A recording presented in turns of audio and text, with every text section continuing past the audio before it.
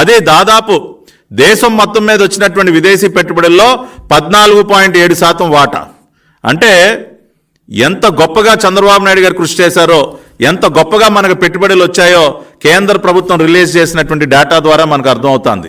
ఇన్ని వేల కోట్ల రూపాయలు, 65,000 కోట్ల రూపాయల పెట్టుబడులు మన రాష్ట్రానికి వచ్చాయి అంటే అది ఏ రకంగా సాధ్యమైంది?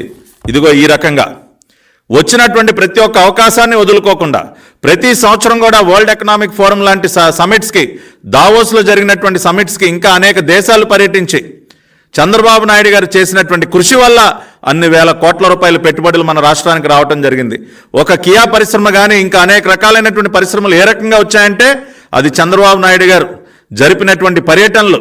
కియా మోటార్స్ పరిశ్రమని ఇక్కడికి తీసుకురావడం కోసం స్వయంగా సౌత్ కొరియా వెళ్ళి అక్కడ కియా మోటార్స్ ప్రతినిధులతో మాట్లాడి వారిని ఒప్పించి మిగతా రాష్ట్రంలో వాళ్ళు ప్లాంట్ పెట్టాలని ఒక నిర్ణయం దాదాపుగా తీసుకున్నటువంటి సమయంలో వాళ్ళను ఒప్పించి వాళ్ళ మనసు మార్చి ఆ ప్లాంట్ని అనంతపురం జిల్లాకి తీసుకురావడం వల్ల ఎంత మేలు జరిగింది ఆ జిల్లాకి, రాష్ట్రానికి ఒకసారి మనం ఆలోచించాలి. అంటే చంద్రబాబు గారు చేసినటువంటి కృషి ఎటువంటిదో ఒకసారి మనం గుర్తు చేసుకోవాలి. కానీ రెండో పక్కన ఇవాళ జరుగుతున్నది ఏంటండి? ఇవాళ జగన్మోహన్ రెడ్డి ముఖ్యమంత్రి అయిన తర్వాత మరి 4 సంవత్సరాలు వరల్డ్ ఎకనామిక్ ఫోరం సదస్సు దావోస్లో జరిగితే ఈయన ముఖ్యమంత్రి అయినటువంటి మొదటి సంవత్సరం 2020లో డుమ్మా కొట్టాడు. ఎందుకు వెళ్ళలేదో ఆవిడికి తెలీదు. సరే 2021 కరోనా, 2022 ముఖ్యమంత్రి గారు పర్యటనకు బయలుదేరారు. కానీ ఆ రోజున వచ్చినటువంటి వార్తలు ఏంటంటే ఈయన గారు విజయవాడ నుంచి ప్రత్యేక విమానంలో స్పెషల్ ఫ్లైట్ వేసుకుని కొన్ని కోట్ల రూపాయలు తగలేసి ఈయన దావోస్కి అని చెప్పి బయలుదేరాడు, స్విట్జర్లాండ్కి. కానీ వెళ్ళింది ఎక్కడికండి? లండన్కి. సీఎం వెళ్ళింది ఎక్కడికి? చెప్పింది దావోస్కు, దిగింది లండన్లో. దావోస్కి అని చెప్పి బయలుదేరి విమానాన్ని నేరుగా లండన్ తీసుకువెళ్ళి అక్కడ తన కుమార్తెను కలిశారా, లేదంటే ఆయన వ్యాపార విదేశీ దొంగ పెట్టుబడులన్నీ చాలా దేశాల్లో ఉన్నాయి కదండి, మరి ఆ లెక్కలు చూసుకోవడానికి లండన్ వెళ్ళాడా? అది ఈ రోజుకి కూడా $1 మిలియన్ క్వశ్చన్. దావోస్కి అని చెప్పి నేరుగా లండన్లో దిగి మళ్ళీ అక్కడి నుంచి బయలుదేరి అప్పుడు మళ్ళీ దావోస్కి వచ్చినటువంటి పరిస్థితి. అంటే మన దేశం నుంచి దావోస్కి వెళ్ళాలంటే వయా లండన్ వెళ్ళాలా? ఆ రోజున అందరూ కూడా ఆశ్చర్యపోయారు. ఇన్ని కోట్ల రూపాయలు తగలేసి ఫ్యామిలీని అంతా మళ్ళీ లండన్లో ఉన్నటువంటి కుమార్తెను కూడా ఎక్కించుకుని భార్యా పిల్లలందరూ మళ్ళీ దావోస్కి వచ్చి స్విట్జర్లాండ్లో హాలిడే. ఇవాళ నేరుగా జ్యూరిక్లో దిగితే జ్యూరిక్ నుంచి 1 గంట దూరంలో దావోస్ అండి. మరి ఆ రోజున లండన్ వెళ్లాల్సిన అవసరం దేనికి వచ్చిందండి? అంటే సీఎం గారి దృష్టి దావోస్ పెట్టుబడుల సదస్సు మీద కాదండి, రాష్ట్రానికి పెట్టుబడులు తీసుకొద్దామన్న ఆలోచన ఆయనకి ఏమాత్రం లేదు. విదేశీ విహారయాత్రగా దాన్ని మార్చేసి ఇదిగో లండన్ వెళ్ళి, లండన్ మిస్టరీ జగన్ ఫ్లైట్ అక్కడెందుకు దిగింది అంటే సూటిగా బదులు ఇవ్వని 2 మంత్రులు. ఇదిగోండి ఇది ఆ రోజున 2022లో ముఖ్యమంత్రి గారు చేసినటువంటి దావోస్ పర్యటన. ఉష్ దావోస్. జగన్ విదేశీ పర్యటనపై ఏమడిగినా తెలియదు, సమాచారం మా వద్ద లేదు. ఇంతకీ అక్కడికి వెళ్ళి ఈయన గారు ఏమి సాధించాడన్నది ఒకసారి చూస్తే ఆయన అక్కడికి వెళ్ళి ఏ విదేశీ కంపెనీలను కలవలేదండి. విదేశీ కంపెనీలు అసలు ఈయన ముఖం చూడలేదు. దానికి కూడా ఒక కారణం ఉంది. 2022లో జగన్మోహన్ రెడ్డి గారు దావోస్ వెళ్ళిన సందర్భంలో ఏ ఒక్క విదేశీ కంపెనీ కానీ, ఏ ప్రముఖ కంపెనీ CEO కానీ, ఏ పెద్ద పారిశ్రామికవేత్త కానీ ఎవరు కూడా జగన్ రెడ్డి ముఖం ఎందుకు చూడలేదో ఒకసారి అది కూడా గుర్తు చేసుకోవాలి.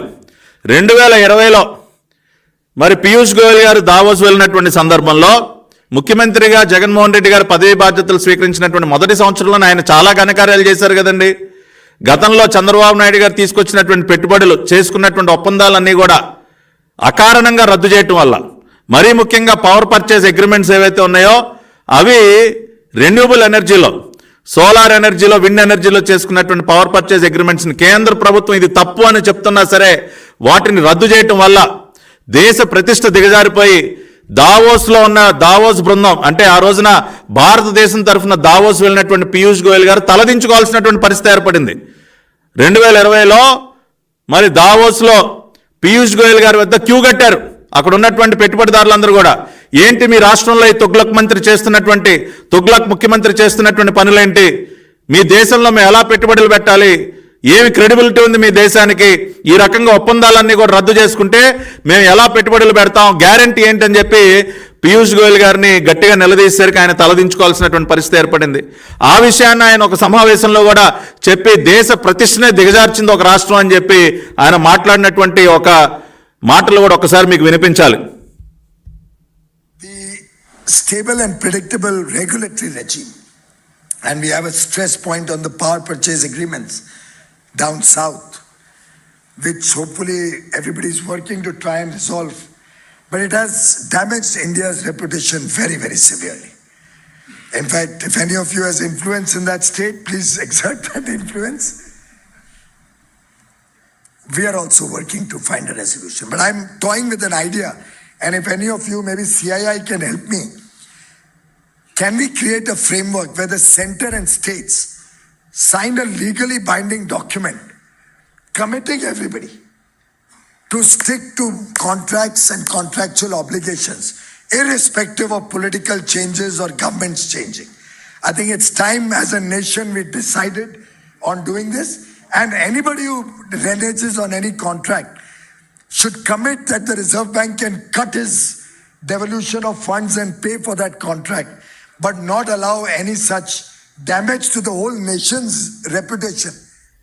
సో చాలా స్పష్టంగా ఏమన్నారో విన్నారు కదండి. దేశ ప్రతిష్టే మసకబారింది, ఇండియా రెప్యుటేషన్ దెబ్బతింది.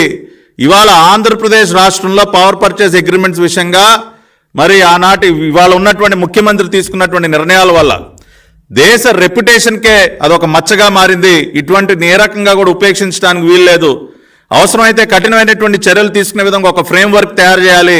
ప్రభుత్వాలు మారిన ఒప్పందాలను ఈ రకంగా రద్దు చేయడం అనేది కరెక్ట్ కాదు.